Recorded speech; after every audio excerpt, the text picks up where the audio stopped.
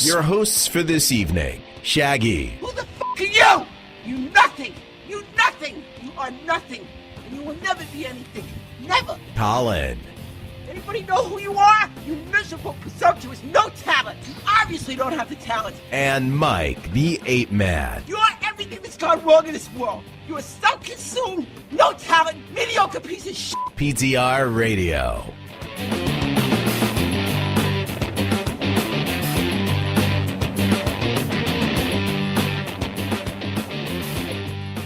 Hello, everybody, and welcome to another edition of PTR Radio here on the fabulous interweb. A week delayed, but still going on.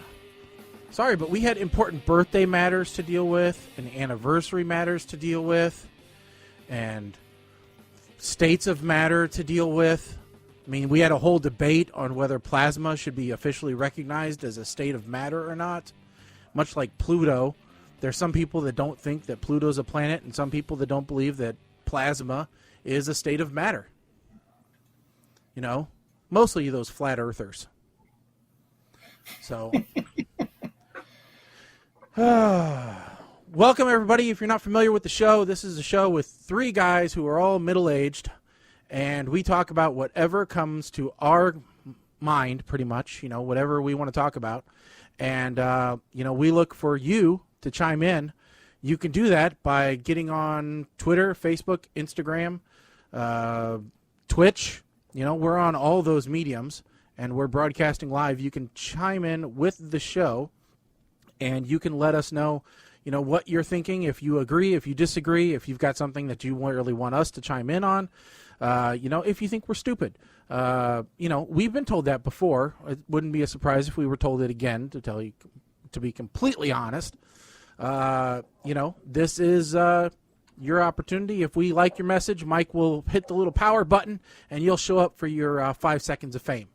If we don't like your message, Mike will hit the little power button, and then you will show up for your 5 seconds of fame, because we don't get that many messages, so we pretty much show them all. All right.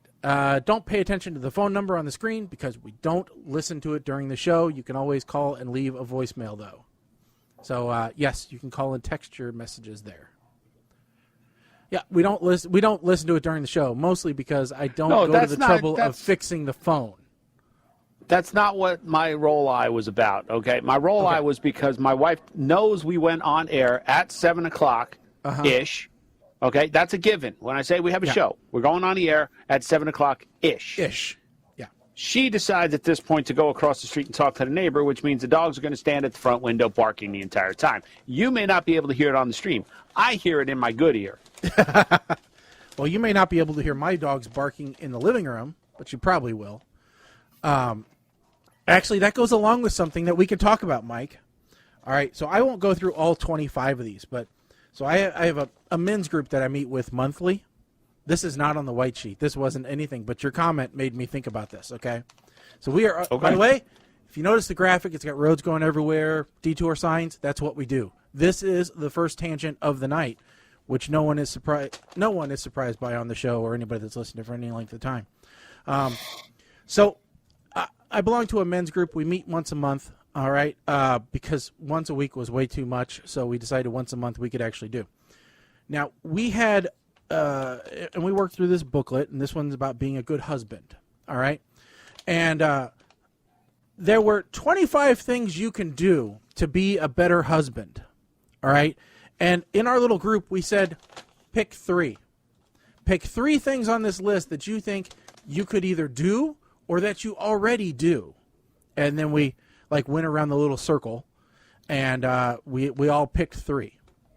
All right? You're seriously going to do this to me on the air? No. I'm not going to. So it's recorded as evidence? No, I'm not going to do that. I'm going to go through some of the things on the list that I think are ridiculous. All right? And some of my responses. All right? And why I didn't choose some things. All right? Number 1. Now, this is easy. We could all do this. Serve your wife breakfast in bed. All right? That's a simple one. Because some of these are really simple. Some of them, really difficult. Mike, if you wanted to, if you really had to drive, you could. The dogs would be up there. I was going to say, there are at least 3 dogs and some other assorted animals that would have their way with that. Yeah. So it's not that I don't cook breakfast for her. Yeah. Because, this past week, okay, it's Saturday, had banana and Nutella stuffed peanut butter waffles. Mm-hmm. So in the Stuffler, probably. I do cook. Yeah. Of course. Number 2. Now you could do this one. Call your wife in the middle of the day just to say I love you. I will substitute text it. All right. That's very easy. All right. Here's a slightly different one that's much, I think, at the opposite end of the spectrum as far as things to do that are, so those were easy things to do. Mm-hmm. Lose a marriage fight, let your wife win. That ain't easy to do. I don't care who you are. And I'm not sure that that's helpful. Huh? Let your wife win? Yes. As if you have a choice. As far as I'm concerned, I always let her win as far as I'm concerned. Unless it has to do with something with me writing a check, at which point I have veto power. And that was in our vows, I believe. All right. Take dancing lessons with your wife. You're out here. I have a loving mind. Now, that is much more difficult than texting her during the middle of a random day and saying, I love you. That's a bigger commitment. The only time that happens, there's 2 times that's going to happen. The first one is going to be before the wedding.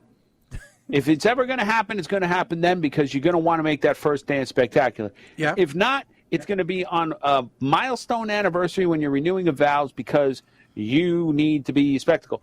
And listen, vow renewals in the time of COVID, guess what? It's not very much different than what we're broadcasting on Facebook right now. So you're dancing on not your even deck, an option. All right.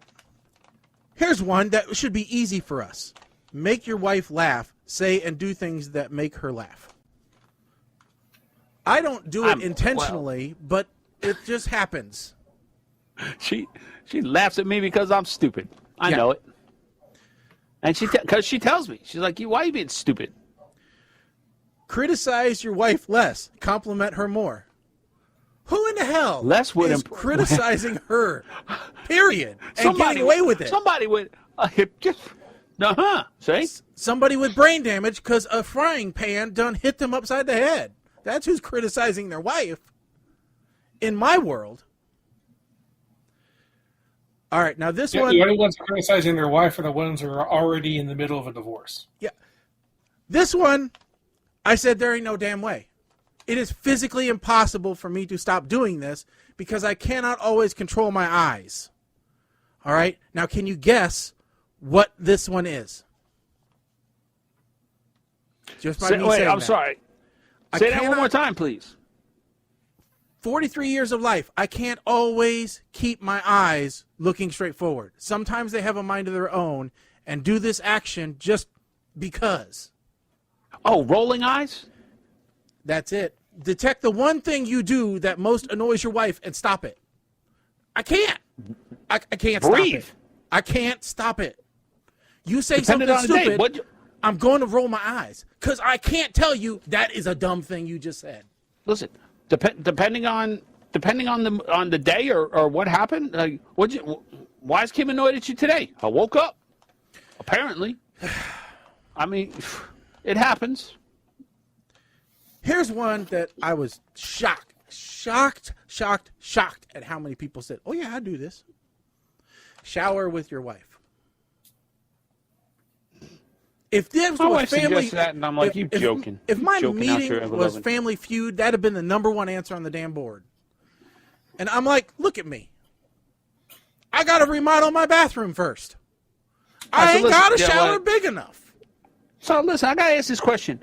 What besides questionnaires that eventually could get y'all in trouble? What does a guys group meeting? What do you do? Do you compare notes about cigars and scotch at least or something? No, this is actually I don't want to go down this path, so I don't want to talk about religion. But it's a church group, and we actually talk about better ways to be a man and raise a family and stuff like that. And but I really like this group.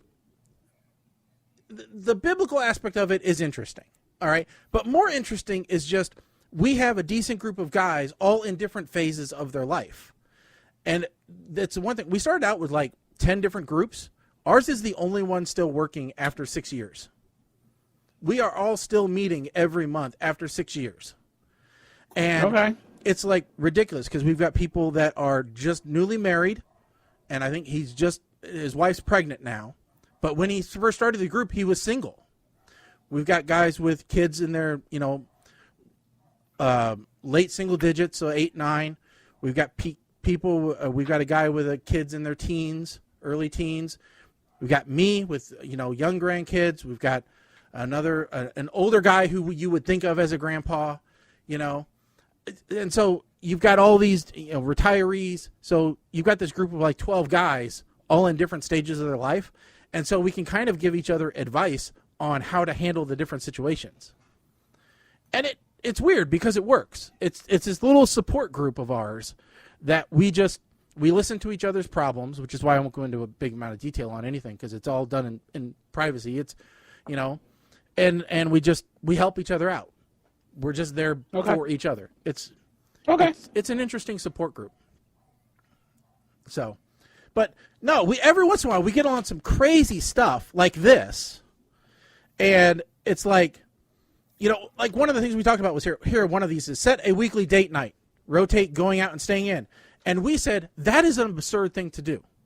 Because unless you don't have kids, you can't afford a weekly date night. And especially in the time of COVID, you can't. So one of the guys like, well, we do it monthly. And I'm like, okay, well, that is a good compromise, I guess. But, we all talked about, when you have kids, you can't do a weekly date night. You can't hire a sitter at the price of sitters and then go afford a dinner unless your dinner's at McDonald's or Taco Bell where everything's $1. I mean, sitters are sometimes $50 an hour.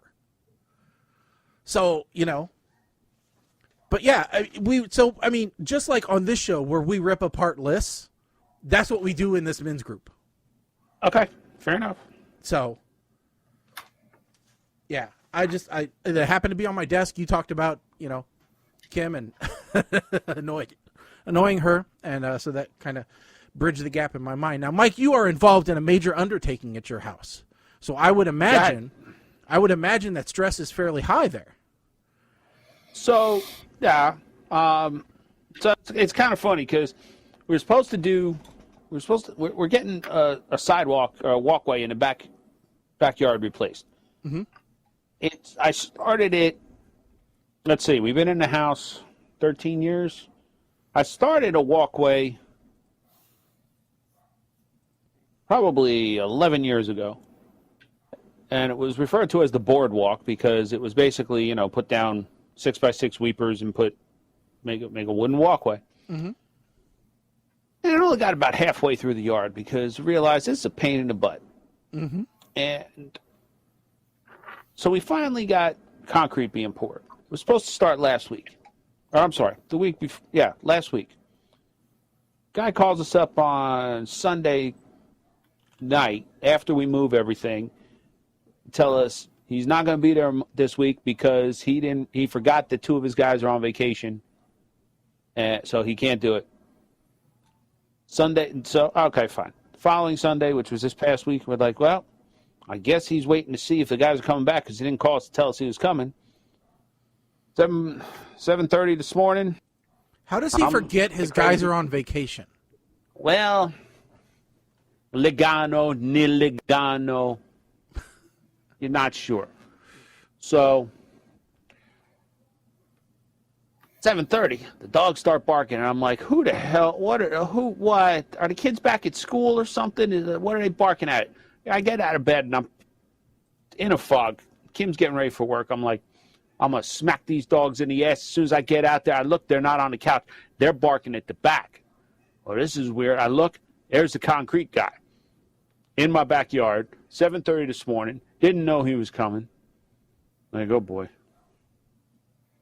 Now, unfortunately, this also creates more work for me because one of my gutters, I now have, it's a 12-foot drain in what was part of the patio because the whole yard slopes that way, and I have to dig the trench to pipe it out into a dry well that I have to dig.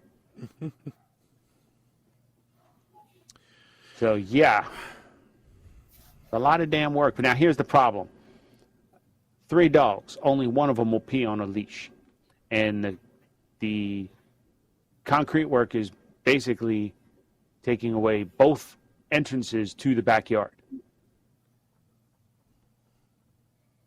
Luckily, we have the dog run, but I have to carry the 40-pound dog out and in because he's afraid of the steps, the side porch. My God. So my beagle now, okay, now she's 14. We stain the deck, and I stain the stairs, and it is, I guess it's a darker, well, I know it's darker because it's actually like stained now than what the wood was before. I guess she can't tell the steps are there. She can't like see them anymore. I don't know if it's just her eyesight or her age or whatever it is, but like she is apprehensive about going up the stairs. Down, not a problem, but up is an issue. She's very apprehensive about it, and sometimes she falls up the stairs and like face plants on the top of the deck. And so I'm trying to figure out, because I really get annoyed having to basically push her up the stairs because she doesn't like to be carried. You know, what am I going to do? I had a thought. Now, being a dog guy, I want you to tell me whether this is going to work or not. So I don't know if you've ever done any duct work before or not, but you know that metal reflective tape. It's actual duct tape, not duct tape, right? It's the foil tape. The foil tape, right? I thought about taking the foil tape, because I've got some extra, and putting it on the front leading edge corners of the stairs so that it would create a reflective surface that she would be able to see. Let me ask this question. Are the stairs basically you have it open and you have the stringers, so there's nothing? No, they're solid. Are they open in the back? They are solid. They're 6x6 posts that I stacked like they were railroad ties. Oh, okay. Because I have big people in my family, and I didn't want them to fall through steps. So it is a solid chunk of wood. Like one has like 2 steps, well 3 if you count the one up to the deck. The other one has like 5 going down, and she refuses to go down that one. All right, because my first thought would have been try just putting a light colored board on the backing. Mm-hmm. This way, I think part of the reason why my dogs don't like the side steps is because they're open in the back. Yeah. As opposed to like a staircase where you have a solid. Yeah, I think that's part of it. Yeah, you got a tread and then you got a riser. Yeah. I mean, honestly, I wouldn't go with the foil tape, because honestly, I think that might look a little cheesy. Before I do that, I would go on Amazon and see if you can get some like wood grain printed vinyl. Not like shelf paper, but like vinyl like they would use to wrap cars with. I would go and get that in a lighter color and put that as a test to see if that does help. If it does, then maybe you can just kind of I don't know, maybe just sand down the faces and do the steps a little lighter. I don't know.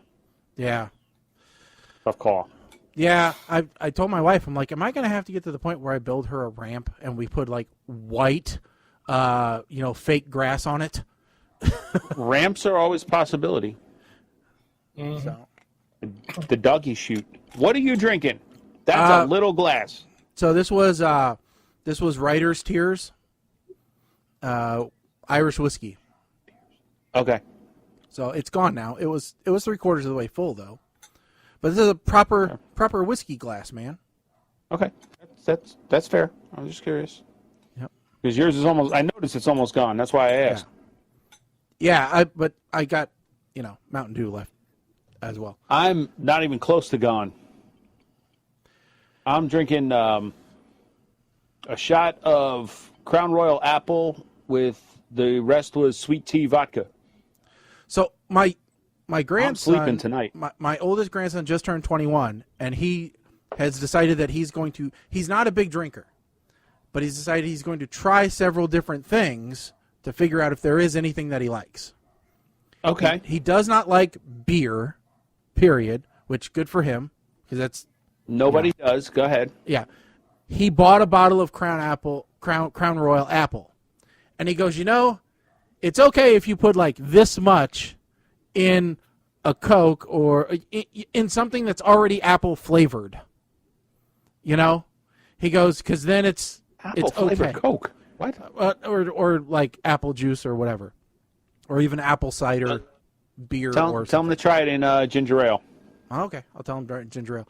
But he's like, it's so little it really doesn't even count. It's like cream soda. Yeah. So, but so he's trying different things, and I'm like, well, that's good. Just don't try to be like your dad and a professional. Nobody starts out a professional. Remember that. I think his dad and his uncle did. They are quite the professionals. They took my daughter out for her 21st, and I'm like, do not try to keep up with them. They have been doing this for years. They do not have college educations, but they have degrees in drinking. And that's why I'm just to the point now. You get to the point. You notice you get to the point when you get older where you're like, it's not worth the following morning. It's just, I don't think anybody past 40 that has a brain has going out just to get effed up. I don't think that's ever been uttered by somebody who has a decent career. Somebody who still works at, McDonald's at 40, maybe. But I don't think anybody that's responsible has ever said that after the age of 40. Fair enough. I would agree. I'm not saying it doesn't accidentally happen sometimes. Sometimes it does. Sometimes it accidentally happens. You've been, sitting at the bar chatting for a while, and then you stand up and you go, ooh, that was worse than I thought it was going to be. Look, there's a reason why you always go to the bathroom right before last call. Mm-hmm. It's to evaluate. That's the reason. Mm-hmm. Damn, maybe I am more than a amateur at this. Wise before your years, Mike. All right, so listen, I got. So we were talking about annoying my wife, and yeah, let's get back to that topic. That's always fun. How else could we do that? She's pretty annoyed with you, Shag. Why? What'd I do? I haven't done anything. So, for those who have watched for a couple of weeks, have been following us for at least a month or so, maybe two, there was an idea tossed around about doing some kind of corroborative or online gaming thing where we compete against each other and we stream. And Shaggy mentioned this game called Dirt 4. Yeah, because we stream on Twitch. We stream the show on Twitch. And I said, realistically, we probably should game at least once if we're going to be on Twitch. Yeah. So, if nothing else, we're going to make Colin play Cubert in the lower right-hand corner. That's what's going to happen one of these days. So last show, I mentioned to Shaggy that, I got, or maybe it was 2 shows ago, I said to Shaggy, I got the cheap controller off of Amazon. So, okay, we're gonna. Yeah, that did not bode well for. Buying a cheap controller didn't bode well? No, Mr. Shaggy. Not only did I have an issue with the cheap controller, I started to enjoy the game a little too much. So oh my this God. happened.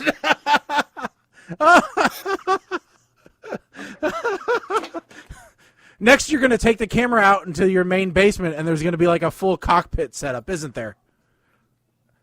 Now I'm pissed off because every time I get myself set up, because I have the corner desk here, so Yeah. I found the wheel doesn't clamp to my main monitor very well because of the keyboard shelf, but it clamps perfectly in the corner, so it goes on that monitor there, I got the pedals down here.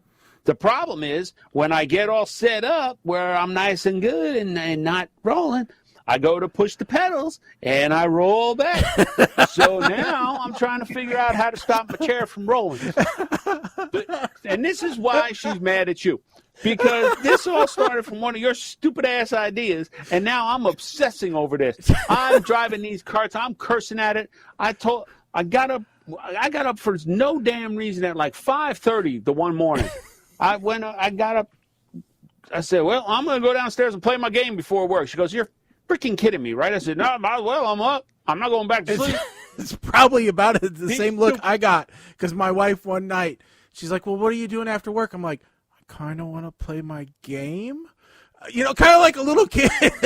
And she's like, okay, if you want to go play your game, I guess that's okay. I'm like, come on, I haven't played it in like a week. I just want to, she's not home tonight. That's why I'm yelling. I'm like, come on, I just want to, I got to pass this stage. Here's the other thing. You hear me cursing at these son of a bitch. You don't want me to win a championship, so you spin me out right off the start. Okay, fine. Restart. Show you. Gotta get out in front. Can't into the corner. Don't you push me. Put me in the wall. Okay, restart. I hate you. Stupid little dirt go-kart things. The super carts. The minute you let off the gas, they decide they want to spin out. What do you mean I gotta take a frickin' Joker lap? I don't want to do that right now. I'm in the lead. Forget it. Go ahead. Please, interrupt me, please.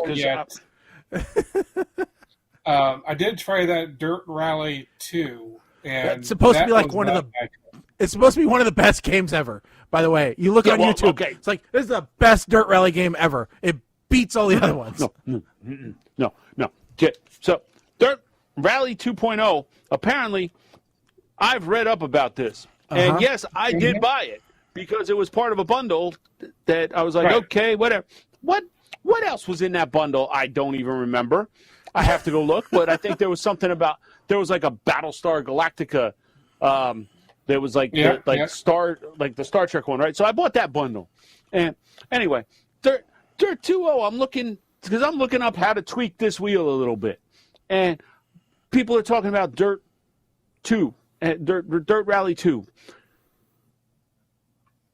There's enough settings in Dirt 4 as far as like spring rate, dampers, toe angle, camber, all that, the front braking force, differential lock. Apparently in Dirt Rally 2, you can go down to individual tire pressures. I don't need. I'm pissed off. I just race the damn car the way it comes. I don't even mess with it. I'm pissed off in my real truck that it actually tells me the temperature I'm setting to. I don't need temperature. I need the little blue and red dial. Okay, I need it sort of warm. I need it hot. I need it all the way hot. I need it all the way cold. I don't want to pick a temperature. And I don't want to sit there and play with a stupid toggle switch to get to a temperature. I don't want to pick out tire pressures in my damn car. It's bad enough I hired a new chief engineer, and apparently not realizing now I got a different voice telling me what to do. You need to take the Joker lap. Joker. I'm already past the Joker turn. Why are you telling me to take the Joker this lap? Yeah, you only got to take it once. I just did it. I was like, okay, I'll play this, go try this. And I'm like, why does anybody find this fun? I'm driving this car in a ditch on top of a mountain that is slightly wider than the car is.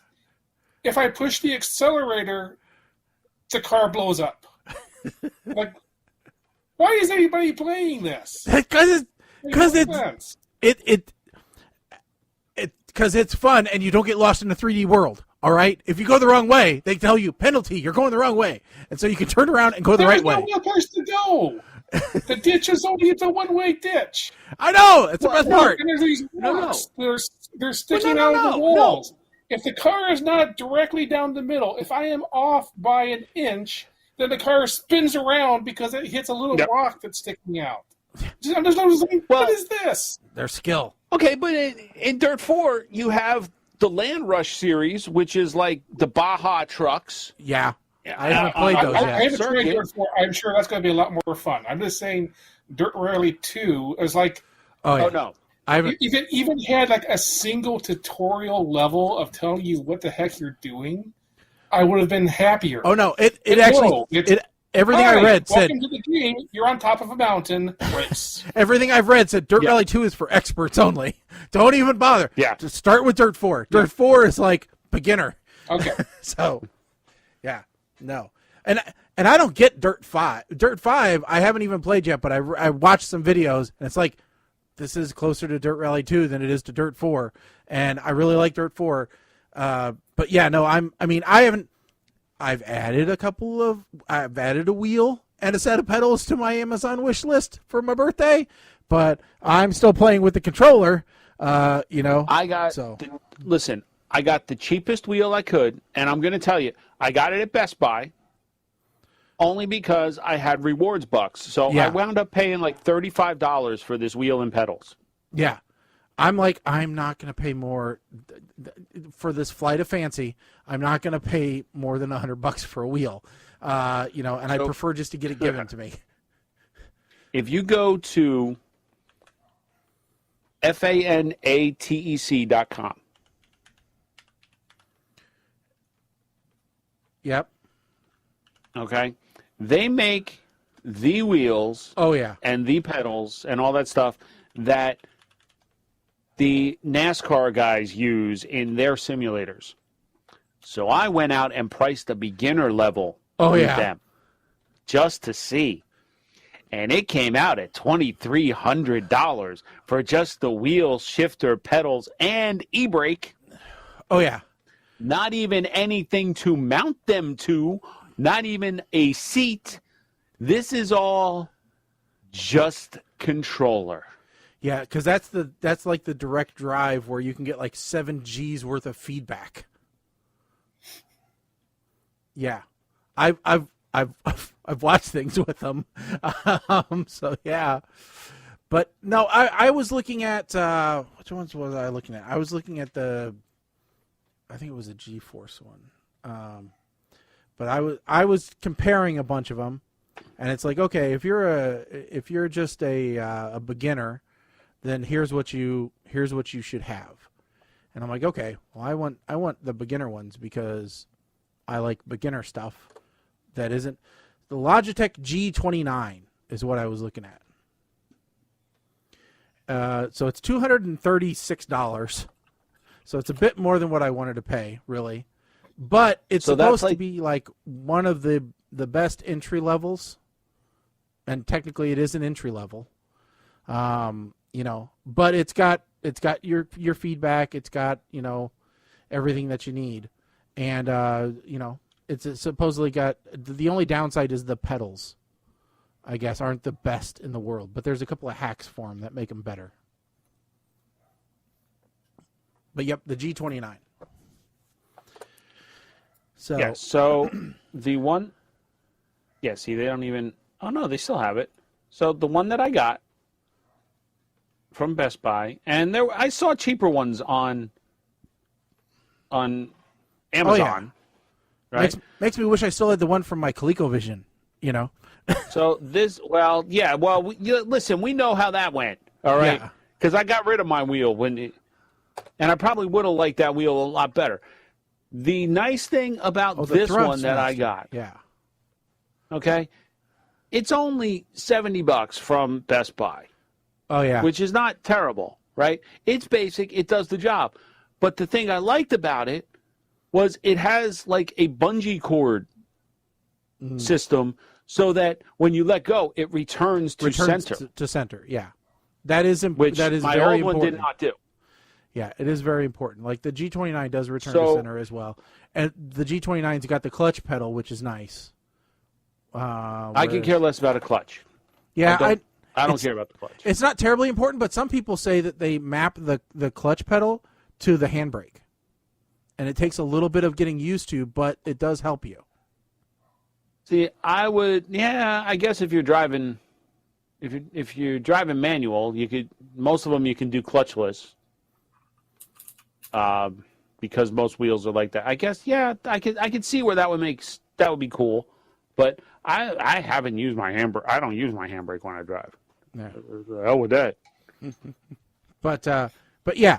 So it is. I get so mad though. Oh God, I get so mad. Like, I'm running a perfect lap. Great, wonderful. Get to the last corner and spin out and thinking, oh, Shaggy be so proud. Oh my God, oh my God. The horror. I'm crashing. Have you hit any spectators yet? Because I have. You get a 20-second penalty. Do you really? I'm like, oh no, I haven't. For killing four wait, people. no. I'm like, for killing 4 people, it only cost me 20 seconds. That's pretty good. You know what? I'm not doing. I haven't really done other than like the very beginning. I haven't done any of the actual like rallies. Yeah.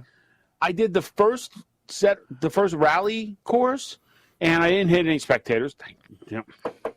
But right after that, I said, nope. I'm going to Land Rush. I want laps. And that's when you get mad. Like on these rally courses, you're the only one out there. Yeah. Right? Yeah. It's you against the clock. Yeah, exactly. On all of these other ones, you got these AI. I found myself cursed. I'm like, okay, Steve Del Rio, I'm gonna put you in a freaking wall. Yeah. So I just, man, I killed spectators one time. A couple other times, it's like, cross the finish line, then flip the car. Well, at least I finished first. So I confirmed my time. So to circle back to how we all started with this. Yeah. Yeah, she's mad at you because this was all your big-ass idea. Well, you got to get her involved. You got to build her a gaming PC. And you got out of your ever-loving mind. Well, see, that's part of the thing I'm going to do is I'm going to move my machine so that I then can set up my TV on the other side of the wall, and I'm going to use Xbox controllers so that then I can do when the kids come over, we can play Rally in the living room on the big TV. I think that'll be cool. Now, see, if I had, I don't know if because down here, why you get me thinking like this? No, I'm not going to do this because on the other side of this door, there's a TV, if I remember right, is the 50-inch plasma. Mm-hmm. I don't remember how plasmas are for gaming. Maybe not with surround sound. Yeah. Oh, set yourself up they've got a little. It's a collapsible little, like $100 setup. You just pull a chair up to it. You take your office chair out there. It's basically like a TV tray for your racing wheel and your pedals. No. I don't want I don't. If I'm doing that, I'm not taking my office chair because the office chair rolls. Okay. Well, you could just take a regular chair then. I was about ready. You just need a seat. I kid you not. Kim, was it last weekend or the weekend before? She's like, I don't feel so good. I'm going to go lay down. Okay, honey. In my mind, perfect. I could go game. I almost popped the damn wheels off the bottom of my chair to keep it from rolling. That's how mad I was. You need to get some lockable roller skate wheels. I mean, I started putting boxes behind me. Oh, just set the wheels in a box. That'll keep it rolling. Just grab a couple of cardboard boxes and just pop your chair in them. They won't go anywhere. I never had this problem before because I used to have the carpet down here, and I had the chair mat, which we've talked about this, so I had the divots, So you work around that. So I duct taped the damn pedals down to the chair mat based on where the chair was. Yeah. There, I just sent you a link in Slack of what you need. It's the Logitech racing wheel stand. So it's a place to mount your wheel. No. I don't need a drum throne. The problem is there's no back to the drum throne. I need... No, she has a drum throne with a back. Mm-hmm. Okay, all right, that's possible. That's a possibility. Because then I can easily just like put it in the corner, and when I'm not playing, and when I'm playing, I slide the chair out and put that. That's not a bad idea.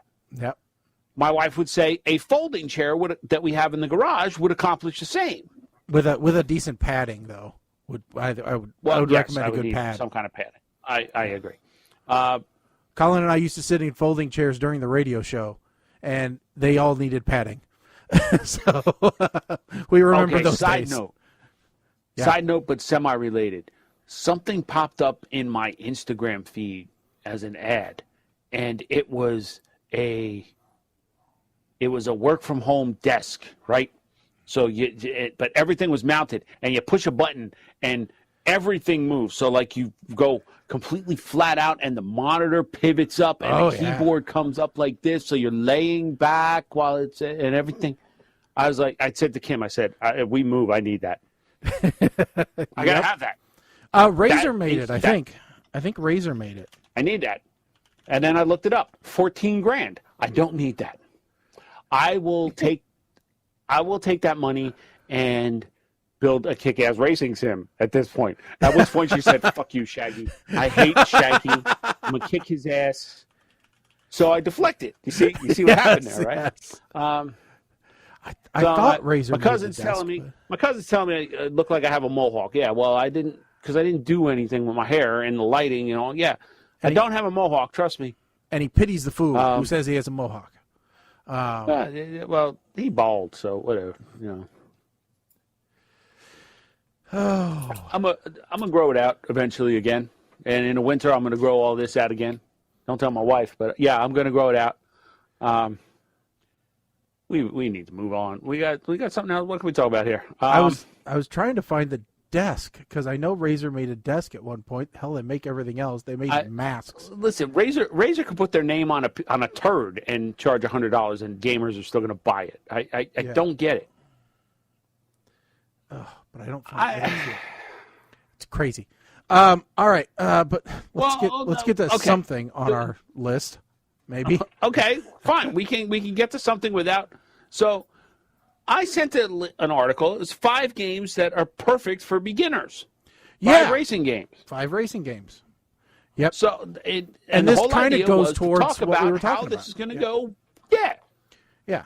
So, actually, it's 5 great for beginners, 5 great for beginners, the pros. and 5 for pros. So number 10 for the beginners, Gran Turismo Sport. All right. Now this is obviously track racing. I'm sorry, I just scrolled through because I was like, okay, this is perfect. Go ahead. Gran Turismo Sport, yeah, is track racing. All right. So in my mind, track racing is a little boring. You know, it just is. It is, unless you have good people you're competing against. Yeah. Because if you're in a situation where it's like pay to play, I don't like those kind of games. If you're in a situation where everybody is on equal footing and it's about you're competing against a person, not what they that's when I can enjoy it. But yeah, and Gran Turismo was my first foray in on PlayStation. Oh yeah, Gran Turismo was my first foray with all of those tunable setups, like Colin was like we were talking about with Dirt. I will never forget that I tried to adjust transmission shift points and stuff on one, and I took a Bugatti supercar and maxed out the top speed at 75 miles an hour in 6th gear because I didn't know what the hell I was doing with the transmission. Yeah. Number 9 for the pros is R Factor 2, which looks like it's like an F3 racing game. I don't think those aren't F1 cars, but they're they are Formula cars. And it looks like they've got some F1, but this apparently was what the sim they did for a virtual 24 hours of Le Mans last year during COVID. This is what they used because it was that realistic. Now, number 8, this is an extremely popular title, Forza Motorsport 7. So the Forza, line has been extremely popular. and this is again for beginners. It's Xbox's answer to Gran Turismo, and yeah, I mean there's a lot of tracks, there's a lot of cars, and I have heard a lot about this title. So yes, Forza, I don't know if this is available for I guess it is if it's Microsoft and Xbox. I guess you can get it for PC. So that's the next number one, 7 from pros. I've never heard of Assetto Corsa Competizione. Let's just say if your title is in Italian, chances are we are not even going to touch you. So let's just move past it. It better have the credentials for the Italian. Next one, for beginners, Project Cars 2. Now, I have Project Cars, but I don't have the sequel. So it said it's a step closer to being a serious simulation racing platform. So okay, Project Cars. Well, for beginners, I guess I've seen that in some bundles. It's I'd consider it. Yeah. Number 5 for pros, iRacing. Okay. iRacing is actually what the official NASCAR e-racing simulator. So this is what they did during COVID. This is where they had the Pro Invitational. They have an iRacing league. It's so this is what the professional NASCAR drivers, the Cup drivers, use to practice on a track when they took laser have downtime or scans. whatever. They took laser scans of the tracks. It's highly correct. Next one, for beginners, F1 2020. I think I have F1 2019 that I got in one of my bundles. But if you're into Formula One, this is probably the one for you if you're a beginner. Next one for pros, Race Room. It's a relatively old game from 2013, but it's still evidently one of the better sim racing games. So okay, yeah. But this is one of those games where the way it's set up, you kind of need to pay to play. Yeah. So if you get to a point where if you want to really compete, you actually have to spend real money. Yeah. Next one, for beginners, WRC 9. Now, I have WRC 7, and I have not had a chance to play it yet. This is another World Rally Championship type game. Features rallies in Kenya, New Zealand, and Japan. So this is very much a game where you could be put at the top of a mountain with no other cars and said, go race. Yes. So, but, now, oh my God. Number 1, to Colin's point, for pros, Dirt Rally 2.0. As they say, inexperienced drivers will have a hard time figuring out this game, as one mistake could land you in a ditch and unable to continue competing in the rally. As Dirt Rally 2.0 simply is the most realistic rally game available today. So let's just say that the one mistake is apparently hitting the gas, according to Colin. As soon as you hit the gas, you're in a ditch. As Joshua would say, the only winning move is not to play. Yes. But yeah, I was really surprised. None of these really appeal to me. I was really surprised that none of the other Dirt ones were on there. Because I have to say, they probably didn't want to show favoritism to the franchise. Yeah, just have one title on there. So, but yeah, it was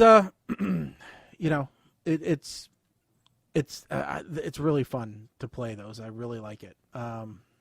So anyway, yeah, we'll definitely have to get those out there sometime and do a show for everybody where we really drive that stuff. So, all right, other stuff in the news. This one I love this one. So YouTube, first, we've talked about the whole YouTube, Instagram celebrity phenomenon. Like, how the hell do people make money just being on YouTube and Instagram and what have you? So this couple, who, they were under fire. They're YouTube stars. Let's let that sink in for a second. Yeah. They were under fire because they had their dog put down after their dog bit their son. I didn't go looking into that because, well, they would anger me severely. But a video surfaced because they canceled the adoption of their baby boy because there was a rule in the adoption contract saying that they could not post anything on social media about the baby for X amount of time. They couldn't post pictures. They couldn't post. I forget whether it was a year or 2 years. And they said, well, we're not going to do that. This is our living. We can't do that, so we're not going to adopt this child. Mm-hmm. I don't think they really even knew the child. It's not like they met him or anything. I don't know if they did or not. No, they were going through. They were still working through the paperwork to get accepted in the first place. Okay.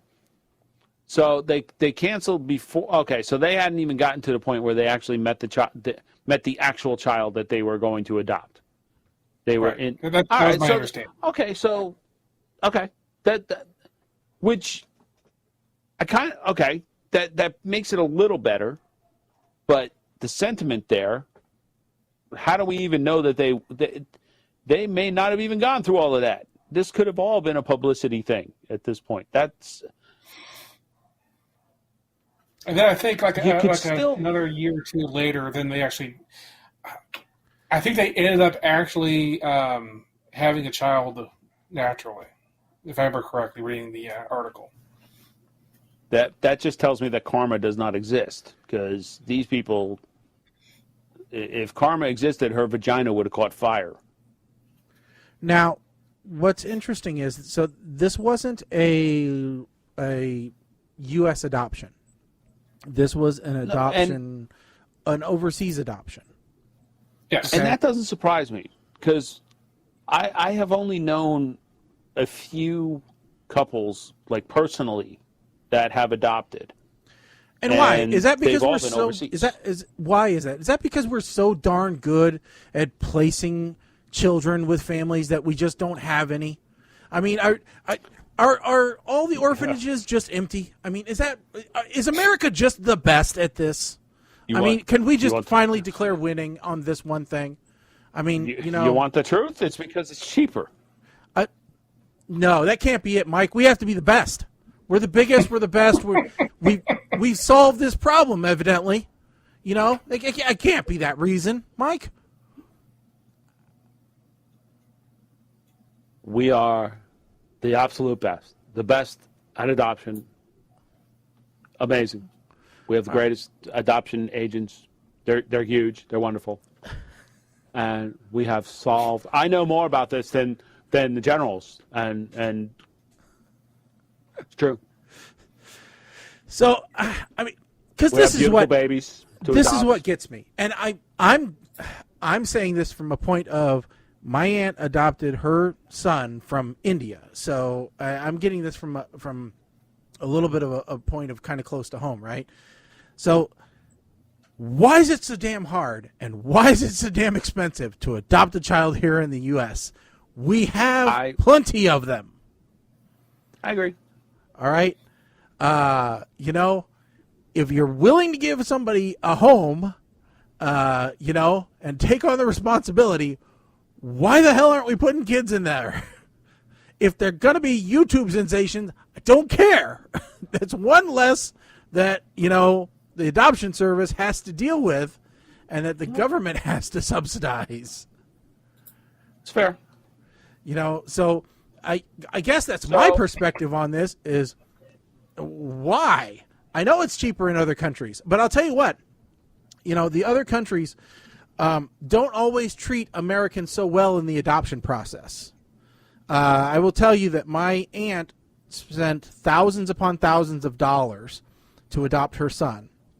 And then when she got there to pick him up, was shook down for like another $5,000 before she could leave with him.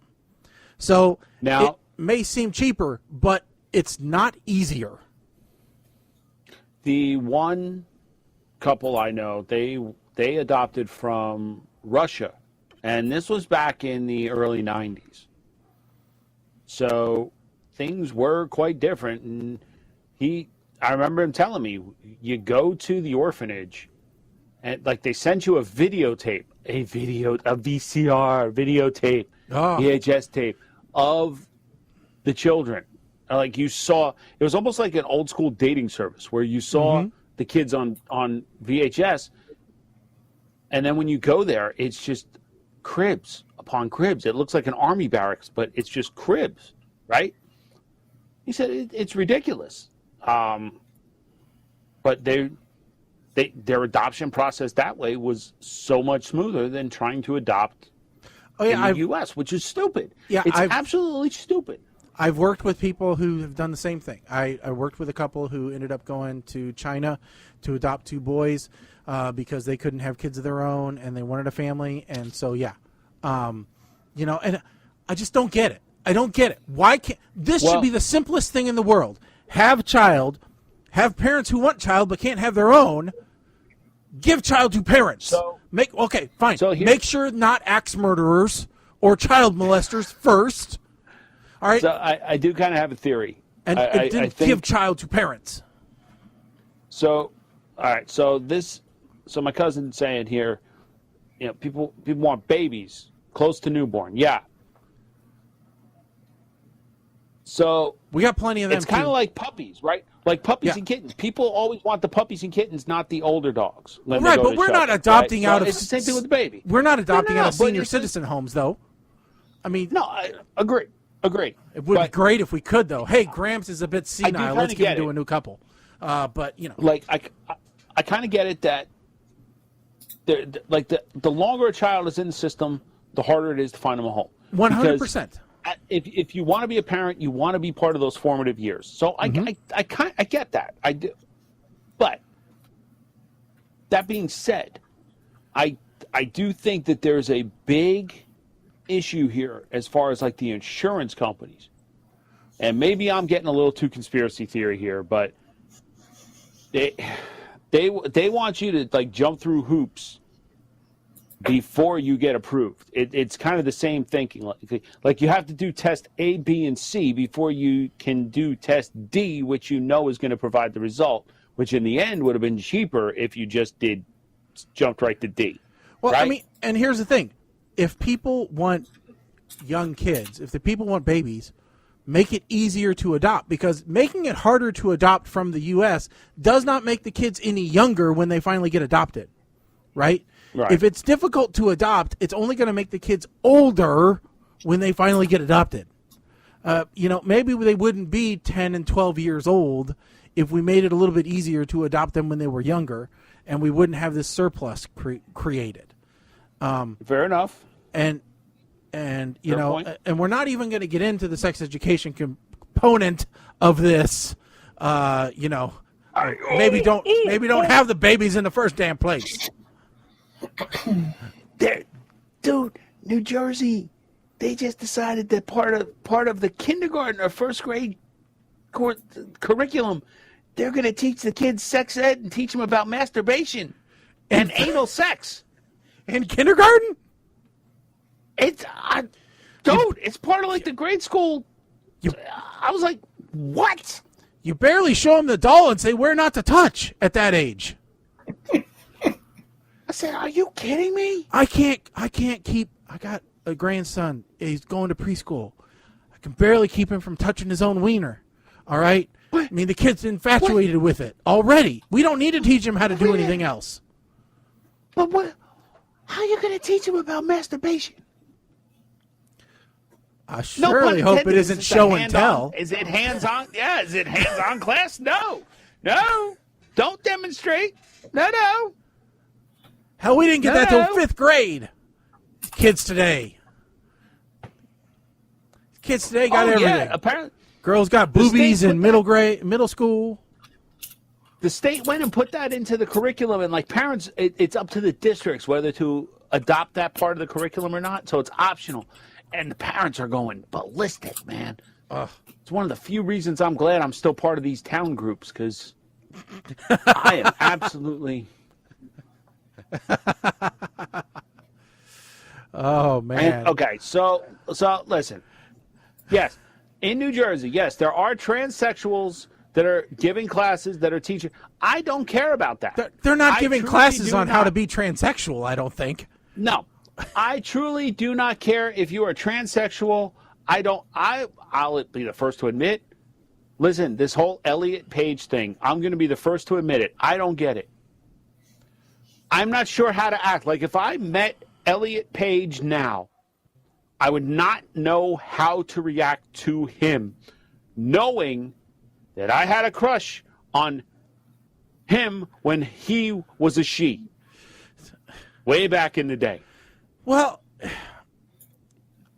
considering our shortage of teachers right now, I don't care who gets in front of the class. All right? As long as they're not, look, if they're up there teaching history, okay? They're teaching about, I don't care who it is. If they're following a curriculum and they're talking about Washington crossing the Delaware, I don't think there's a way you're going to twist that particular topic to push an agenda. Well, Washington was a wig. You know who else wears wigs? RuPaul. I mean, is that what you're gonna break out into? I don't know. And so this is a fair point. It does seem that the youth of today, and I blame the internet. Well, okay, let's take this in context, though. Okay, everybody says that. The youth of today are maturing faster. They know about things earlier than I did when I was a kid. Okay, but take that back to your parents. Your parents knew about things faster than your grandparents. And your grandparents Is this like learned about things faster than their parents. Every generation successively, is maturing faster than the previous generation. But I believe that curve is logarithmic. It may be a different, trend, all right? But we cannot say, I think it's false to say the statement just outright, all right? Because it's trying to paint history with too rosy of a picture, all right? What do you mean? I just think, and it's also taking a really wide scope. As I've told Colin from time to time, him and I grew up in completely different households, all right? True. Right. I love Colin's parents. All right, they're great. They're saints. All right. I can't expect. I don't expect that his parents and my parents would have had a ton in common. And definitely different ways of growing up. All right, Colin. When you were 12, we all had cabinets that contained VHS cassettes, right? We all had that cabinet, right? What were the majority of your VHS cassettes? Or what portion of the VHS cabinet do you remember the most?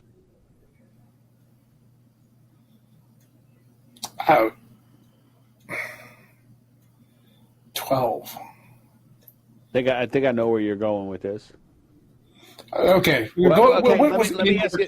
I do not remember. So, because I remember. Let me ask it a different way. No. Let me ask it a different way. Okay, go ahead. What were the majority of all the movies in the cabinet? What was the highest percentage of rating? Like what rating had the highest percentage of movies in your cabinet? I don't know what percentage there are. I do know that we had some of everything. Were most of them G, PG, maybe some PG-13 for a little bit of raciness? There were some, a little bit of everything. Okay. Well, did you have a bottom right hand, like 2 stacks that you weren't allowed to put in the player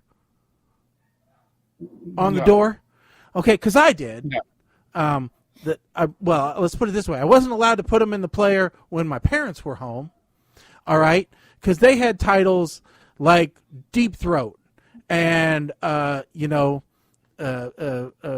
Debbie Does Blank, all right? So those were the ones. She got around. Yeah, and T's for Two, and those are what I had in the video cabinet that I remember most. Those were opposite of Porky's, Revenge of the Nerds,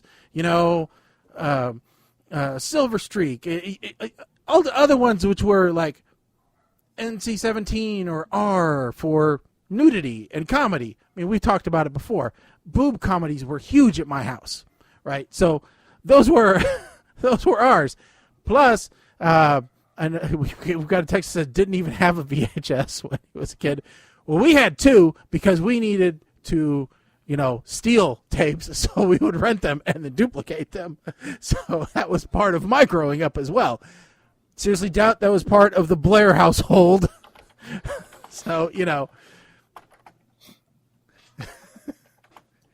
yeah. No, the raciest we got is that one of my sisters decided to do a marathon of watching Rocky Horror over and over again. Yeah, no, that when I was my junior and senior year of high school, they had the Rocky Horror like every Friday or Saturday night at one of the movie theaters, and there was a whole crew that actually like went there and acted it out in front of the screen. And man, listen, y'all were just barely above the D&D guys, because and looking back, like I get D&D now, but back then my attitude was different. All right, like yeah, because I was a hockey player, even though I didn't play for my school. I was a jock. And I looked down on everybody, and I realized now I was the idiot, because chances are every one of them had a better chance of making a career out of what they were doing than I had of making a career out of hockey. That being said, the reason that the Rocky Horror folks were above the D&D folks is they dressed up in costume. Yeah, they were LARPing before it was a thing. Well, LARP, yes. I was going to say LARPing kind of fits right in there. And some of their costumes were hot. Okay, scandalous. Can we just say it? Scandalous. Yes. Yes. So, yeah. No, I mean, it was just... You don't see that kind of stuff at a Ren Fair. That's all I'm saying.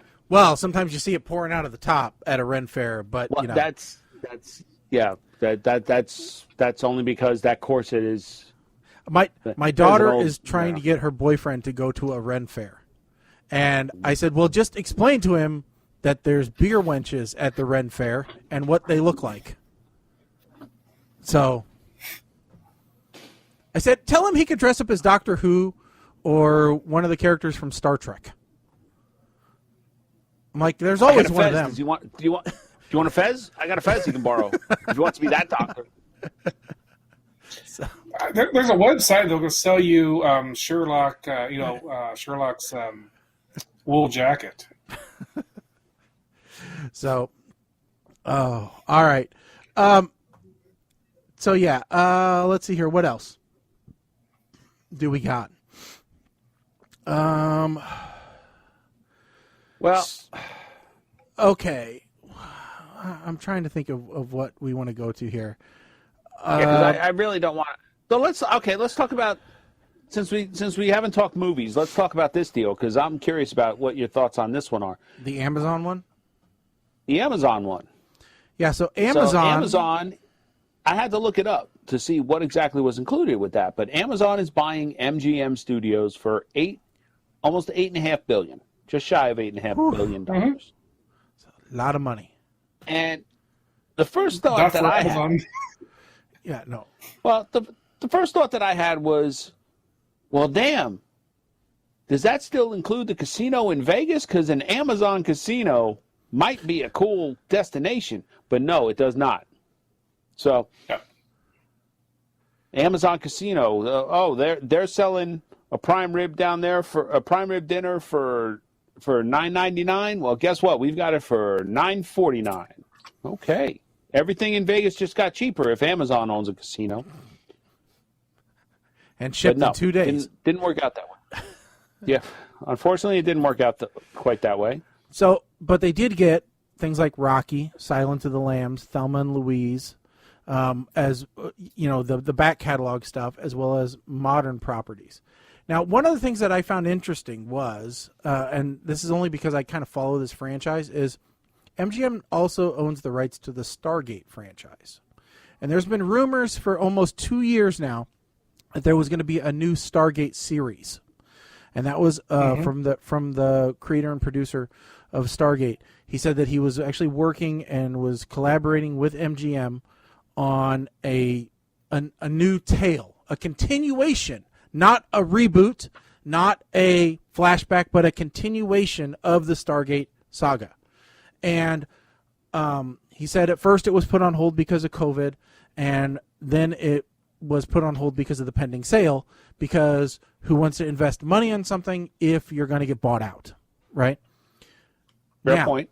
With Amazon buying them, it brings up the interesting idea that the next Stargate may be an Amazon Prime Video exclusive, which we know Amazon is dumping a ton of money into their online streaming platform because they're trying to, rival Netflix and Hulu and all those other guys, because they're really trying to bulk up their original content.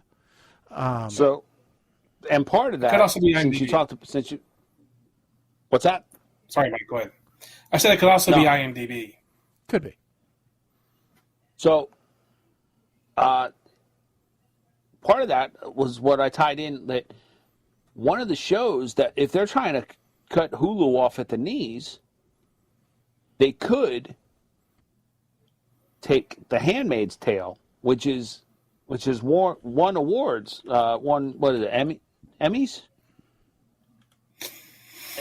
Right? Well, yeah. So that would be under take contract to that. Hulu, so they couldn't just take it away.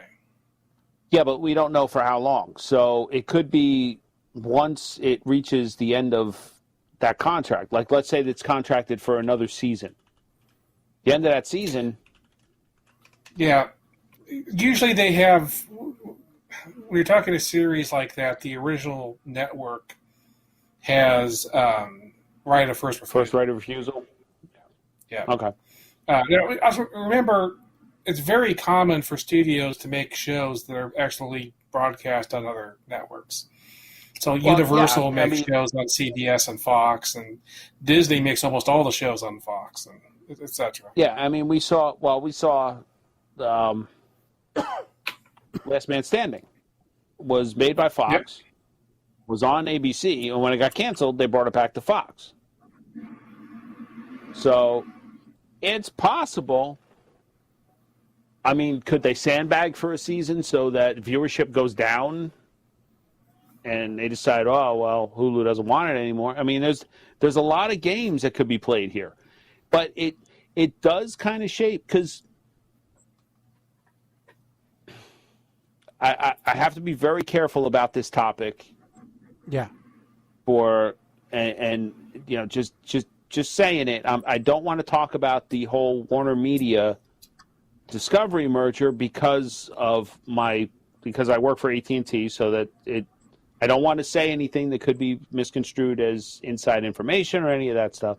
But the streaming landscape is definitely, at first it seemed like everyone was creating their own streaming platform.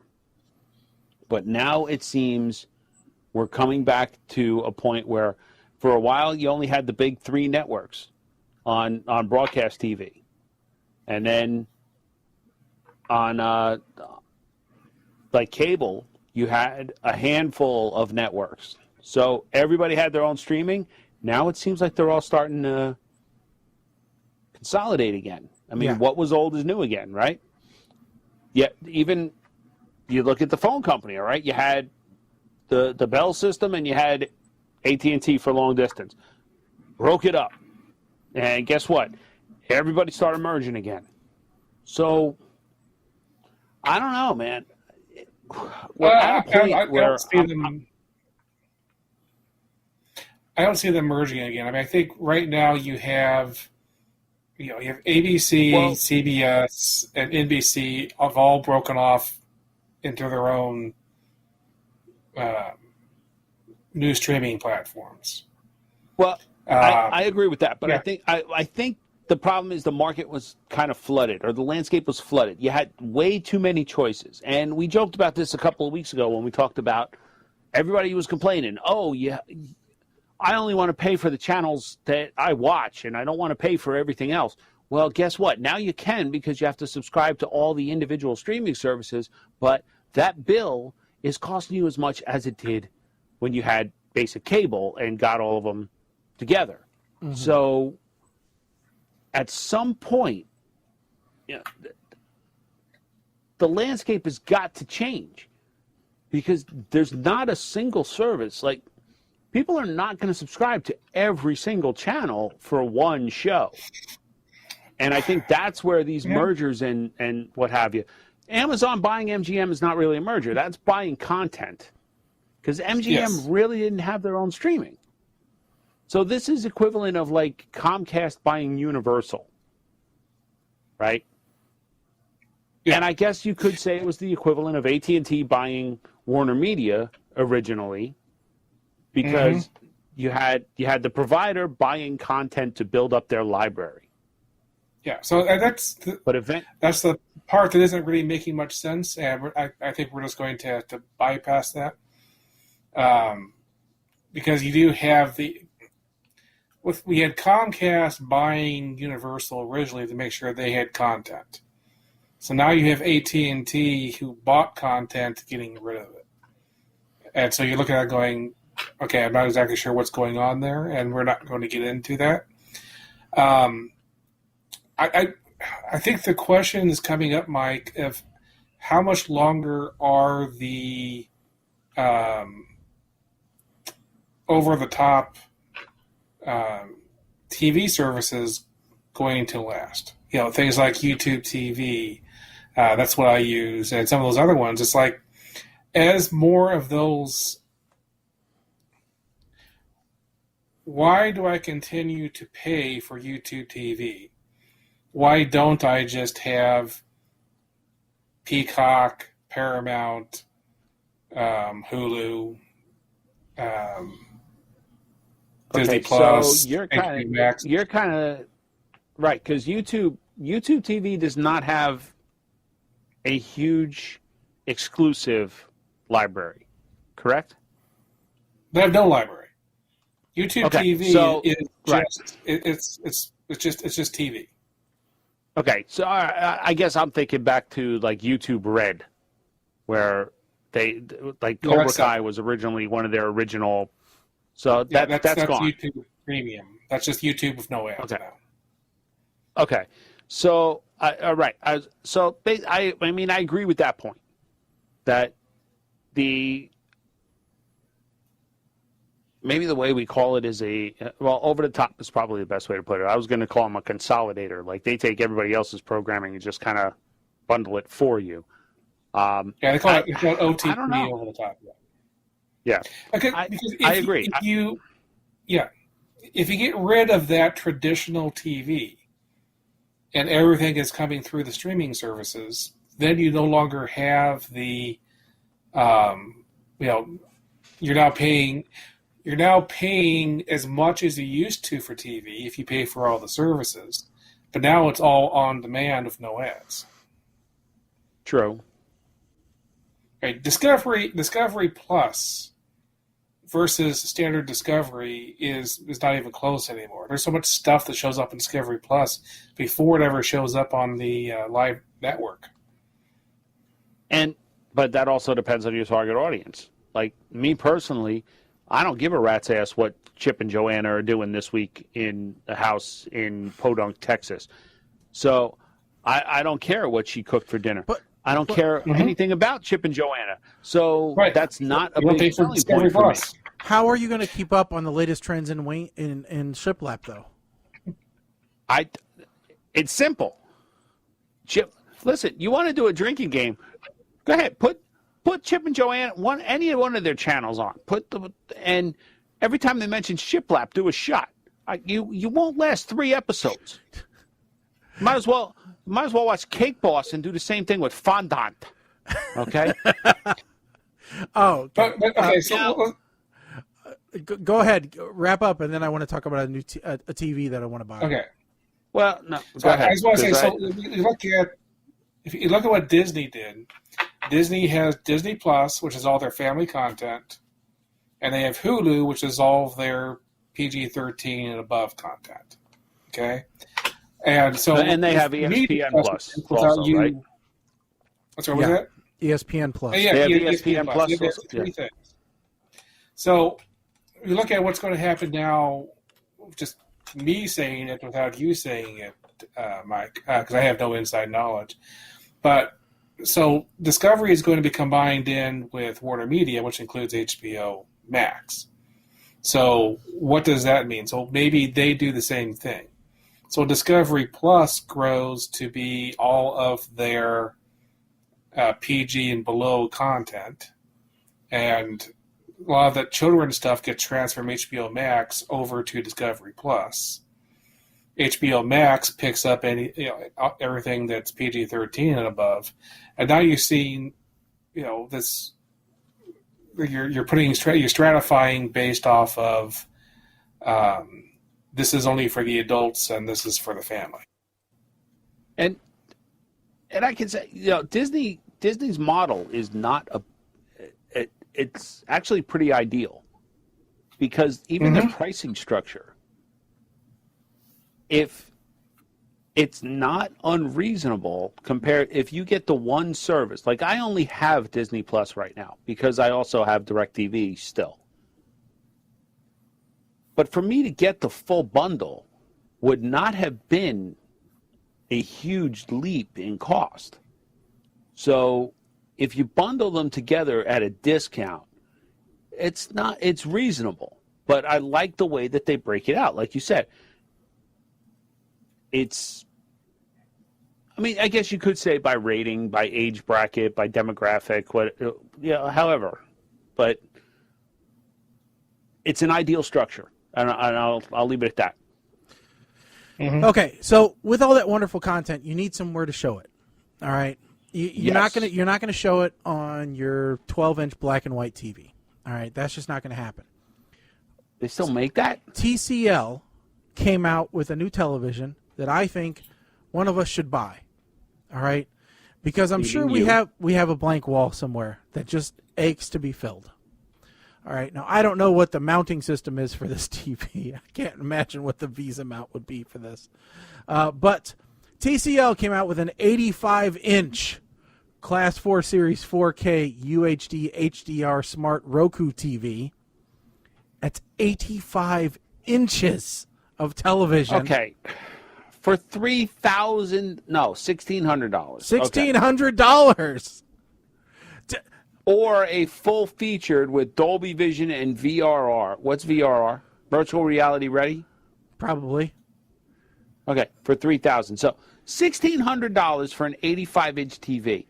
Yes. For half that, you could get a 4K projector and commercially prep your wall and have twice the size. No, you could not get a projector that would give you the same pixel density and brightness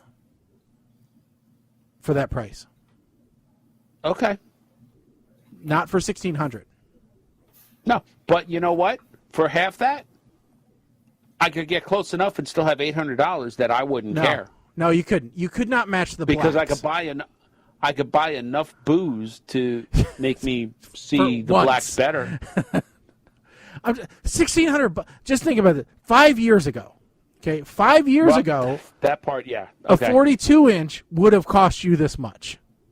All right, now it's an 85-inch television, a whole wall. This is almost life size.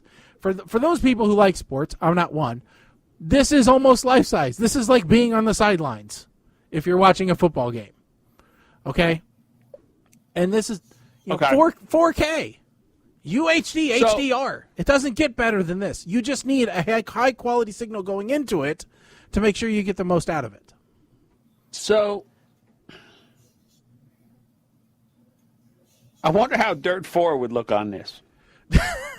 I think it would look awesome. That would be amazing. Actually, what you need is one of those wide, curved screens.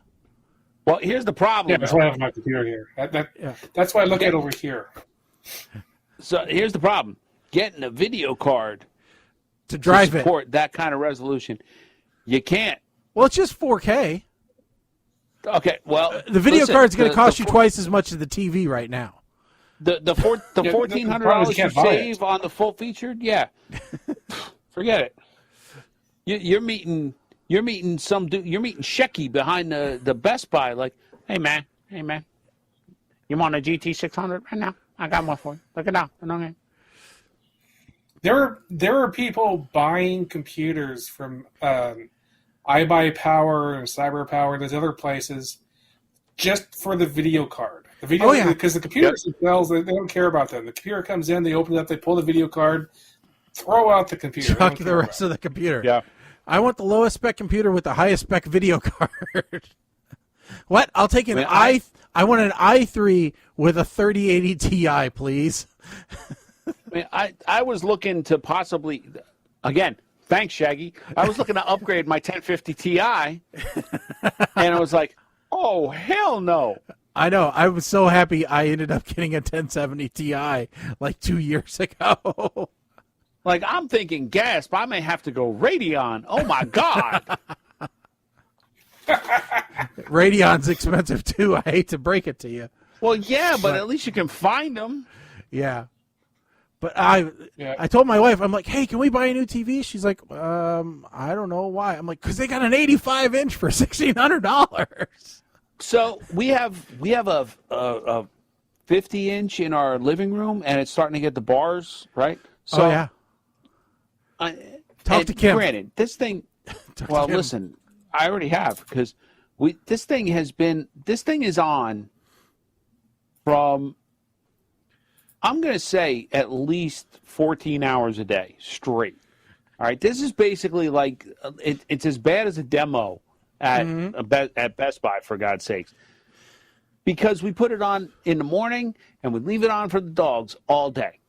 Oh, it's a dog TV. And it goes off at night. So I don't feel bad about it. It's probably like 6 years old, 7 years old. So I don't feel bad that it's starting to show that kind of wear after that kind of abuse. Hell yeah, okay, fine. Mm-hmm. But then when you look at it, the dogs deserve an 85-inch. They don't know. They do not. Maybe a 55-inch. They see a dog their size. The 55-inch is half the price of what I paid for this 50-inch 6 years ago. Mm-hmm. Surprised it's that much. You know? Well, if I went like for like, because it's a Samsung 5 series, I think. So, not the base, but not the top of the line, like mid pack. Oh yeah. So, like for like. But we walk through BJ's with all the demo TVs, it's like, oh, freaking hell. Some of them, man, listen, Vizio's looking better and better at this point. Samsung's still killer. LG's look beautiful, but I still have the LG ban in my house. No LG products in this house, period. End of discussion. Or if you live in Jersey, period, full stop. But I mean, Vizios are looking good, man. Yeah, Insignias even are looking good. Jesus, they all look good. Well, if it's just for the dogs, who cares? Christmas. No, Christmas is going to be, because it's kind of for me too, but I'm going to wait. We have a Toshiba, which is we have a Toshiba in the bedroom too. It's built-in Fire TV. Yeah. All right. We probably need to get to the article which we named the show after before we get into our movie reviews here in a second. That'd be a good idea. So we've talked about shortage before. First there was a toilet paper shortage. Then there was a ketchup shortage. Now it's worse. Mike, you reported this first. What's the next shortage that's going to befall the nation? Folks, if you are a fan of Chick-fil-A, you're going to be a problem, because the Chick-fil-A sauces they're going to be a shortage on those now. Folks, you are not going to be able to get... Listen, it's so bad, McDonald's is breaking out the stash of Szechuan sauce, okay?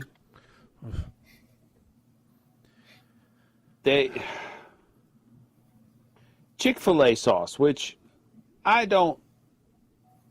am not. Let me just say, I'm not a fan of Chick-fil-A because the primary ingredient in their food is MSG, and MSG and me do not get along too well.